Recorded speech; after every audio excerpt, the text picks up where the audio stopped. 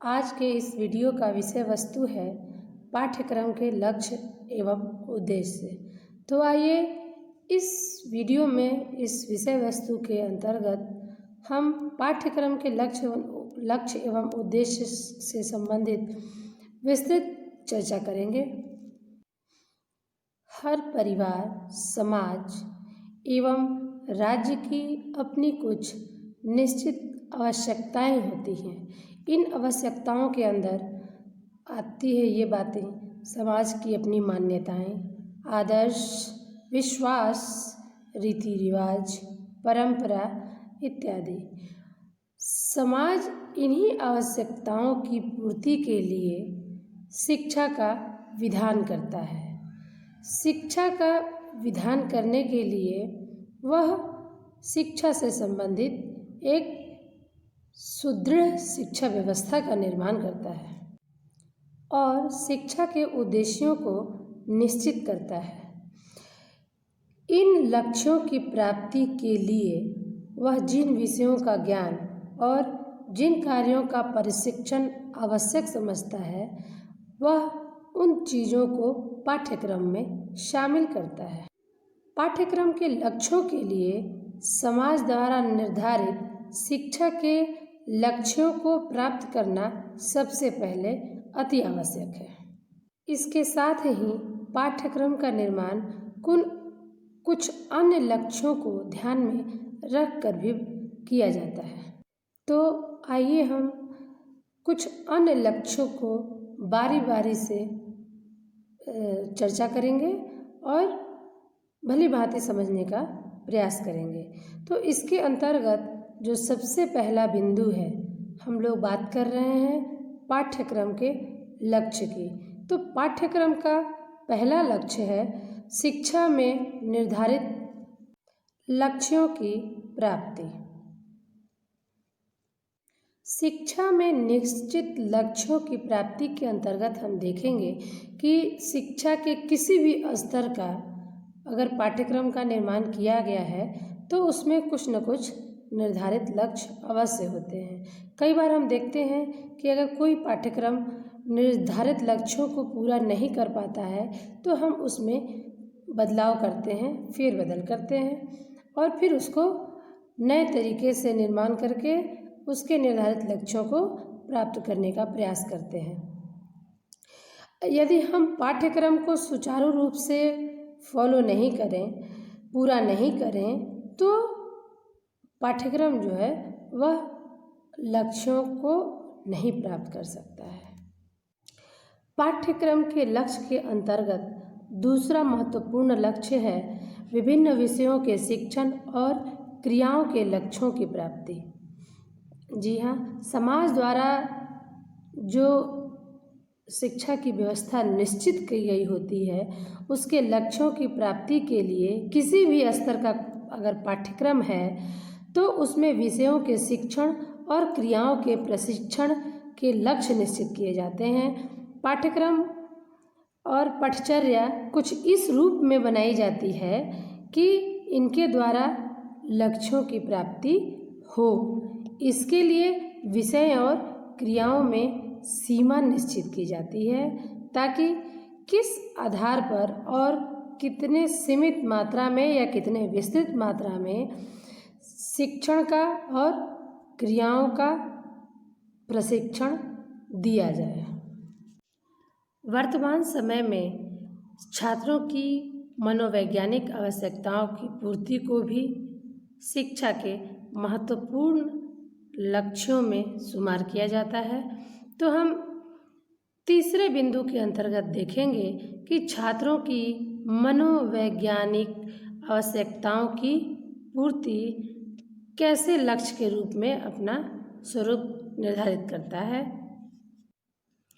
अगर हम बात करें पाठचर्या की, पाठ्यक्रम की, तो पाठ्यक्रम का एक उद्देश्य तो है कि वह समाज द्वारा निर्धारित शिक्षा के उद्देश्यों को भली भांति प्राप्त कर सके और साथ ही साथ उसका एक महत्वपूर्ण उद्देश्य यह भी है कि वह बालकों के मनोवैज्ञानिक आवश्यकताओं की पूर्ति भी करे। क्योंकि अगर कोई भी पाठ्यक्रम बालकों के मनोवैज्ञानिक आवश्यकताओं की पूर्ति नहीं करता है तो बच्चों का शिक्षण अधिगम प्रभावित होता है और बच्चे जो हैं वो अधिगम कार्य में किसी भी प्रकार की रुचि लेना पसंद नहीं करते हैं और शिक्षक और छात्र दोनों ही अपने अपने शिक्षा के उद्देश्यों को प्राप्त करने में असफल रह जाते हैं। पाठ्यक्रम के लक्ष्य का चौथा महत्वपूर्ण बिंदु है शिक्षा के किसी भी स्तर समान बनाना। शिक्षा के किसी भी स्तर की शिक्षा की पाठचर्या इसलिए भी बनाई जाती है कि समाज विशेष की यथा स्तर की शिक्षा का स्तर समान रहे। पाठचर्या के अभाव में यह संभव नहीं है। यानी पाठचर्या ही वह माध्यम है जो शिक्षा के किसी स्तर का स्तर समान रूप से बनाती है अथवा निर्माण करती है। पाठ्यक्रम का अगला लक्ष्य है शिक्षण अधिगम की प्रक्रिया को व्यवस्थित करना। जी हाँ, यह पांचवा बिंदु है। पाठ्यक्रम शिक्षण अधिगम की जो प्रक्रिया है उसको व्यवस्थित करता है। शिक्षा के किसी भी स्तर की जो पाठचर्या होती है उसका यह भी उद्देश्य होता है कि वह सुनियोजित शिक्षा के लिए ऐसा आधार प्रस्तुत करे कि शिक्षा संस्थाओं में शिक्षण अधिगम की प्रक्रिया सुचारू रूप से चले। इसके लिए उसका नुकीला एवं स्पष्ट होना आवश्यक है। पढ़ाए जाने वाले विषयों के पाठ्यक्रम की सीमा निश्चित होना आवश्यक है।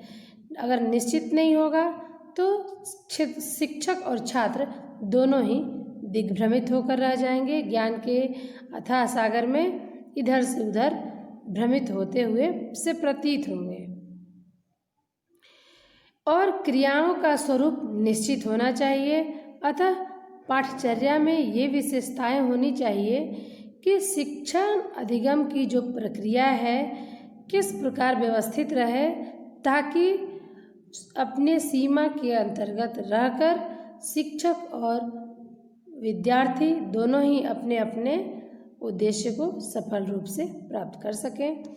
इसी के अंतर्गत अब हम आते हैं अगले बिंदु की ओर, नंबर 6, समय और शक्ति के सदुपयोग का मार्ग प्रशस्त करना।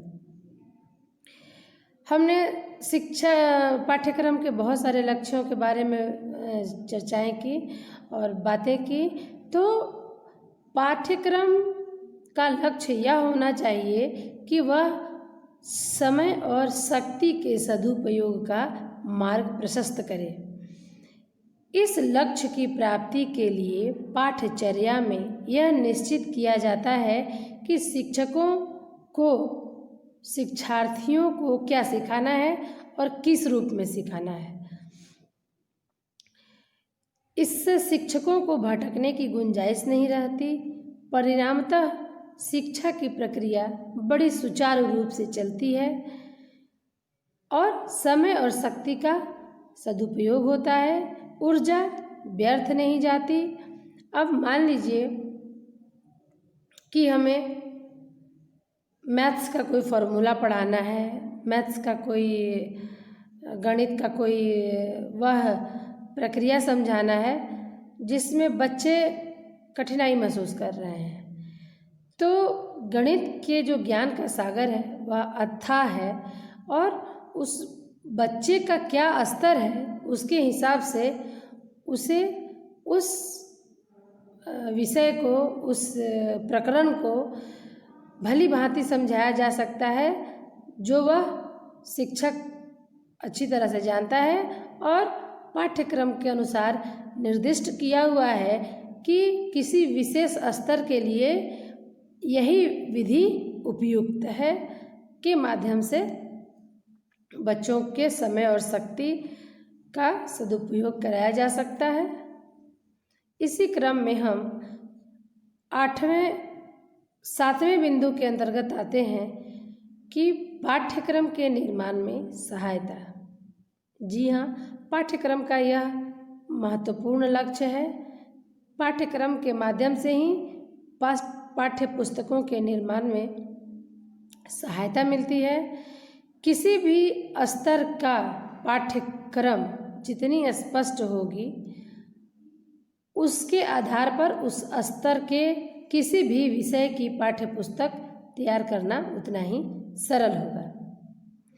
अब मान लेते हैं कि जैसे हिंदी की पाठ्यपुस्तक का निर्माण करना है, तो कक्षा 6 के स्तर के बालकों हेतु कौन कौन से पाठ उपयोगी हैं, कौन कौन सी कविताएं उपयोगी हैं, कौन कौन सी पाठ्य सहगामी क्रियाएं उपयोगी हैं, इन सारी बातों का समावेश उस पाठ्य पुस्तक में पाठ्यक्रम के आधार पर ही समावेशित किया गया रहता है, ताकि स्तर विशेष के लिए पाठ्य पुस्तक का निर्माण बखूबी हो सके और वह पाठ्य पुस्तक पाठ्यक्रम के लक्ष्यों को प्राप्त करने में अपना महत्वपूर्ण भूमिका निभाती हो। अगला महत्वपूर्ण बिंदु है 8वां बिंदु, मूल्यांकन में सहायता। तो इसकी प्राप्ति के लिए पाठचर्या में शिक्षा के किस उद्देश्य की इससे प्राप्ति के लिए किसी विषय के कौन से प्रकरण पर कितना बल होगा, यह स्पष्ट होना आवश्यक। मूल्यांकनकर्ताओं को परीक्षा हेतु प्रश्न पत्र बनाने और उनके स्तरों का मूल्यांकन करने में सहायता मिलती है। जी हाँ, पाठ्यक्रम में मूल्यांकन का भी बहुत महत्वपूर्ण स्थान है। मूल्यांकन के ही आधार पर शिक्षक और शिक्षार्थी दोनों ही अपने अपने उद्देश्यों को प्राप्त करने में कहाँ तक सफल हुए हैं ज्ञात होता है और उन लक्ष्यों और उद्देश्यों को प्राप्त करने में कहाँ किस तरह की कठिनाई है, पाठ्यक्रम में किस प्रकार का फेरबदल करना है, यह सब मूल्यांकन के द्वारा ही ज्ञात होता है। तो पाठ्यक्रम का एक यह महत्वपूर्ण लक्ष्य है कि वह मूल्यांकन में हमारी सहायता करे। विषयगत मूल्यांकन हो या ऑल ओवर मूल्यांकन हो, किसी भी प्रकार के मूल्यांकन से छात्रों के विकास को, छात्रों के अधिगम स्तर को भली भांति आंका जा सकता है। पाठ्यक्रम के लक्ष्यों को भली भांति समझने के बाद अब हम बात करेंगे पाठ्यक्रम संरचना के प्रमुख तत्वों के बारे में। प्रसिद्ध विद्वान D.K. व्हीलर ने अपनी पुस्तक करिकुलम प्रोसेस में पाठ्यक्रम प्रक्रिया की विस्तृत विवेचना की है। व्हीलर के अनुसार पाठ्यक्रम संरचना के प्रमुख 5 तत्व या 5 पद हैं, जो इस प्रकार हैं। तो पहले पद के अंतर्गत हम देखेंगे कि शैक्षिक उद्देश्यों का निर्धारण, यानी पाठ्यक्रम निर्माण का पहला पद होना चाहिए कि शैक्षिक उद्देश्यों का निर्धारण उसके अंतर्गत है कि नहीं है, इसकी आवश्यकता सबसे आवश्यक है। दूसरे तत्व के अंतर्गत है निर्धारित उद्देश्यों की प्राप्ति हेतु उपयुक्त अधिगम अनुभवों का चयन, यानी अनुभव को सबसे महत्वपूर्ण स्थान दिया गया है। नंबर 3 के अंतर्गत है अधिगम अनुभवों को प्रस्तुत करने के लिए उपयुक्त अंतर्वस्तु का चयन, यानी अधिगम अनुभवों को जब व्यक्ति प्रेजेंट करता है तो उसके लिए उपर्युक्त अंतर्वस्तु की आवश्यकता होती है। चौथे पद के अंतर्गत है अध्ययन अध्यापन प्रक्रिया की दृष्टि से चयनित अधिगम अनुभवों एवं अंतर्वस्तु का संगठन। पाठ्यक्रम संरचना का जो अंतिम और पांचवा तत्व है वह है संपूर्ण प्रक्रिया का उद्देश्यों की प्राप्ति की दृष्टि से मूल्यांकन। जी हाँ, मूल्यांकन किसी भी पाठ्यक्रम का संरचना का महत्वपूर्ण तत्व है। पाठ्यक्रम संरचना के जो 5 महत्वपूर्ण पद हैं या तत्व हैं, ये आपस में एक दूसरे से बहुत अंतर संबंधित है। एक पहले का जो परिणाम होता है वो अगले का प्रारंभ बन जाता है, यानी बिना एक दूसरे से जुड़े हुए, बिना अंतर संबंधित हुए पाठ्यक्रम की कल्पना नहीं की जा सकती है। कुल मिलाकर हम कह सकते हैं कि ये पांचों तत्व जो हैं इतने अंतर संबंधित हैं कि एक दूसरे के अभाव में यह अपने कार्य को मूर्त रूप प्रदान नहीं कर सकते हैं। हम देखते हैं कि सबसे पहला तत्व था लक्ष्य एवं उद्देश्य। लक्ष्य एवं उद्देश्य जो है, उसके बाद उसका दूसरा तत्व था अधिगम अनुभवों का चयन, यानी तथ्य के आधार पर अनुभव को स्थान दिया गया और उन अनुभवों के आधार पर अंतर्वस्तु का चयन किया गया। फिर अंतर्वस्तु के चयन के उपरांत अंतर्वस्तु का संगठन किया गया, फिर उसके बाद मूल्यांकन किया गया और ये पांचों तत्व मिलकर एक सुदृढ़ पाठ्यक्रम का निर्माण करते हैं। अब हम बात करेंगे पाठ्यक्रम के उद्देश्यों के बारे में। ऑब्जेक्टिव्स ऑफ करिकुलम, अभी तक हमने चर्चा की एम्स ऑफ करिकुलम। अब हम बात करेंगे ऑब्जेक्टिव्स ऑफ करिकुलम। तो शिक्षा प्रक्रिया के 3 प्रमुख घटक होते हैं। कौन कौन? शिक्षक, शिक्षार्थी तथा पाठ्यक्रम। शिक्षण में शिक्षक तथा छात्र के मध्य अंतःक्रिया पाठ्यक्रम के माध्यम से होती है। इस प्रकार पाठ्यक्रम जो है शिक्षण की क्रियाओं को दिशा प्रदान करता है और इन तीनों घटकों के पारस्परिक अंतःक्रिया द्वारा बालक का विकास किया जाता है। शिक्षण में तीनों घटकों का विशेष महत्व है। इस प्रकार पाठ्यक्रम शिक्षा का महत्वपूर्ण साधन है।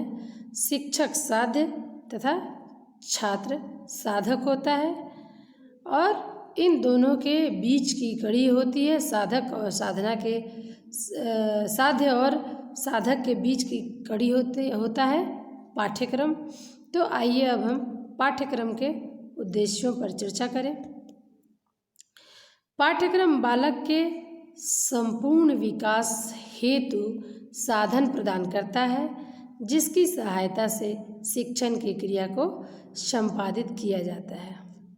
नंबर 2 उद्देश्य है पाठ्यक्रम को मानव जाति के अनुभवों को सम्मिलित रूप से स्पष्ट करके संस्कृति तथा सभ्यता का हस्तांतरण एवं विकास करना है। यानी पाठ्यक्रम में मानवीय सभ्यता एवं मानवीय जीवन से संबंधित अनुभवों का समावेश होता है, जिसका एकमात्र यह उद्देश्य होता है कि अपनी संस्कृति को एक पीढ़ी से दूसरे पीढ़ी में या फिर वर्तमान पीढ़ी अपने आने वाली पीढ़ी को हस्तांतरित करें। तीसरे बिंदु के अंतर्गत हम बात करेंगे कि पाठ्यक्रम को बालक में मित्रता, ईमानदारी, निष्कपटता, सहयोग, सहनशीलता, सहानुभूति एवं अनुशासन आदि गुणों को विकसित करके नैतिक चरित्र का निर्माण करना है। यानी पाठ्यक्रम में इन सभी नैतिक गुणों हेतु वह पाठ्य विषय या पाठ्य वस्तु का समावेश होना चाहिए, जिसके आधार पर बच्चों में ये इन नैतिक गुणों का विकास किया जा सके। नंबर 4, पाठ्यक्रम को बालक की चिंतन, मनन तथा विवेक एवं निर्णय आदि सभी मानसिक शक्तियों का विकास करना है। यानी बच्चों को तर्कशील बनाना, चिंतनशील बनाना, किसी भी विषय बिंदु पर उन्हें विचार मंथन के लिए प्रेरित करना, ये सभी बातें पाठ्यक्रम के उद्देश्य के अंतर्गत आती हैं। नंबर 5 है, पाठ्यक्रम को बालक के विकास की विभिन्न अवस्थाओं से संबंधित सभी आवश्यकताओं, मनोवृत्तियों तथा क्षमताओं एवं योग्यताओं के अनुसार नाना प्रकार की सृजनात्मक तथा रचनात्मक शक्तियों का विकास करना। जी हाँ, पाठ्यक्रम के अंतर्गत सभी स्तर के बालकों के रुचि का ध्यान रखकर उसमें ऐसे विषयों का समावेश किया जाता है ताकि विभिन्न स्तर की उनकी जो सृजनात्मक शक्ति है, तर्कशीलता है इत्यादि जो गुण हैं वह स्पष्ट रूप से निखर कर बाहर आए। अब हम अगले विषय बिंदु के अंतर्गत आएंगे और देखेंगे कि पाठ्यक्रम को सामाजिक तथा प्राकृतिक विज्ञानों एवं कलाओं तथा धर्मों के आवश्यक ज्ञान द्वारा ऐसे गतिशील तथा लचीले मस्तिष्क का निर्माण करना चाहिए जो प्रत्येक स्थिति में साधनपूर्ण तथा साहसपूर्ण बनकर नवीन मूल्यों का निर्माण कर सके। यानी पाठ्यक्रम जो है वह इस प्रकार का होना चाहिए जो बच्चे के लचीले मस्तिष्क का निर्माण कर सके। पाठ्यक्रम का एक महत्वपूर्ण उद्देश्य है कि ज्ञान के खोज के अन्वेषकों का संख्या बढ़ाना। सिर्फ पाठ्यक्रम घिसी पिटी बातों को रटने या पढ़ने के लिए नहीं होना चाहिए। पाठ्यक्रम का उद्देश्य है कि ज्ञान के क्षेत्र में अन्वेषकों के माध्यम से उसके संसार को और विस्तृत करना। अगला बिंदु है पाठ्यक्रम को विषयों तथा क्रियाओं के बीच की खाई को पाटकर बालक के सामने ऐसी क्रियाओं को प्रस्तुत करना जो उनके वर्तमान तथा भावी जीवन के लिए उपयोगी हो। यानी पाठ्यक्रम का महत्वपूर्ण उद्देश्य है बालकों को भावी जीवन हेतु तैयार करना। यानी वह पाठ्यक्रम के माध्यम से इस रूप में उसको अध्ययन कर सामने आए कि वह भावी जीवन का सामना भली भांति कर सके। अगला बिंदु है पाठ्यक्रम को बालक में जनतंत्रीय भावना का विकास करना। जी हाँ, वैसे पाठ्यक्रम का कोई मतलब नहीं रह जाता, कोई अर्थ नहीं रह जाता जो बालकों में जनतंत्रीय भावना का उदय न कर सके, विकास न कर सके। क्योंकि मनुष्य एक सामाजिक प्राणी है और समाज में रहने हेतु उसके अंदर जनतंत्रीय भावना का विकास उसके लिए, उसके हित में, समाज के हित में, परिवार के हित में अत्यंत आवश्यक साबित हो जाता है। इसलिए पाठ्यक्रम का एक महत्वपूर्ण उद्देश्य है कि बालकों में जनतंत्रीय भावना का विकास करना। अगला उद्देश्य का महत्वपूर्ण बिंदु है कि पाठ्यक्रम शिक्षक क्रियाओं तथा शिक्षक तथा छात्र के मध्य अंतःक्रिया के स्वरूप निर्धारित करना। यानी पाठ्यक्रम जो है शिक्षक और शिक्षार्थी के बीच महत्वपूर्ण भूमिका अदा करता है। इस वीडियो के अंतर्गत हमने पाठ्यक्रम के लक्ष्य एवं उद्देश्य एवं तत्वों को भली भांति से समझने समझाने का प्रयास किया। आज के इस वीडियो में बस इतना ही। धन्यवाद।